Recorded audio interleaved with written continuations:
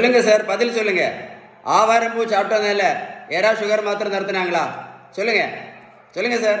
வெந்தயம் சாப்பிட்டதுனால யாராவது சுகர் மாத்திரை நிறுத்தினாங்களா? சொல்லுங்க. கருவேப்பிலை சாப்பிட்டதுனால யாராவது சுகர் மாத்திரை நிறுத்தினாங்களா? சொல்லுங்க. கரிஞ்சீரகம் சாப்பிட்டதுனால யாராவது சுகர் மாத்திரை நிறுத்தினாங்களா? சொல்லுங்க. நடைபயிற்சி பண்ணாதனால யாராவது சுகர் மாத்திரை நிறுத்தினாங்களா?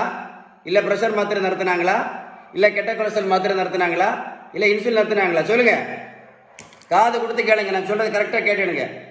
சுகர், ப்ரெஷர், கெட்ட கொலஸ்ட்ரால் இன்னைக்கு எதனால வருதுன்னு கேட்டால் யாருக்குமே தெரியாது. அதான் பெரிய ப்ராப்ளமே.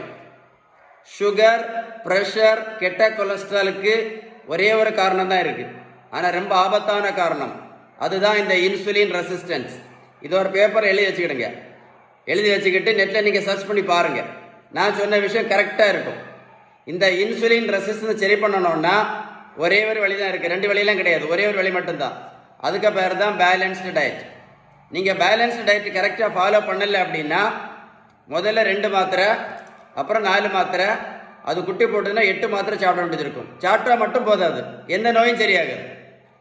டிசீஸ் சரியாகணும் அப்படின்னா நீங்கள் பேலன்ஸ் டயட் கரெக்டாக எடுத்தால் மட்டும்தான் இந்த இன்சுலின் ரெசிஸ்டன்ஸ் சரியாகும்.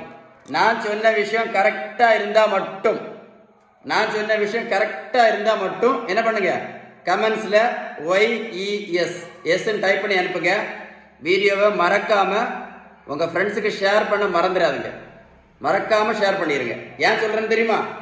நிறைய பேர் இதெல்லாம் நம்பி ஏமாந்துட்டு இருக்காங்க. இந்த மாதிரி இந்த வெந்தயத்தை எல்லாம் நம்பிட்டு இருக்காங்க. இந்த பெரியவங்களை பாரு, 42 கிலோ வெயிட் குறைச்சிருக்கேன். 128லேருந்து 86 கிலோ. நான் ப்ரோட்டீன் பவுடரும் கொடுக்கல, மாத்திரையும் கொடுக்கல, ஜூஸும் கொடுக்கல, ஊசியும் போடலை. இந்த பெரியவங்களை போய் ரோட்டில் போய் நான் ஓடக்குன்னு சொல்லலை. இன்னைக்கு நிறைய பேர் வெயிட்டை குறைக்கிறதுக்கு ப்ரோட்டீன் பவுடர் சாப்பிட்டுட்டு இருக்காங்க. ஷேம். இன்னைக்கு நிறைய பேர் வெயிட்டை குறைக்கிறதுக்கு இன்ஜெக்ஷன்ஸ் போட்டுட்டு இருக்காங்க. ஷேம்.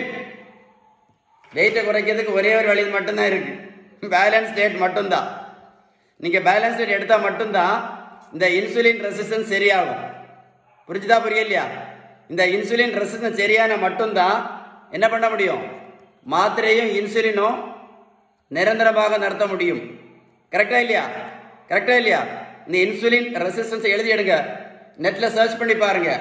நான் சொன்ன விஷயம் கரெக்டாக இருந்தால் மட்டும் கமெண்ட்ஸில் எஸ் அப்படின்னு டைப் பண்ணுங்க. வீடியோ உங்கள் ஃப்ரெண்ட்ஸுக்கு ஷேர் பண்ணி கொடுங்க.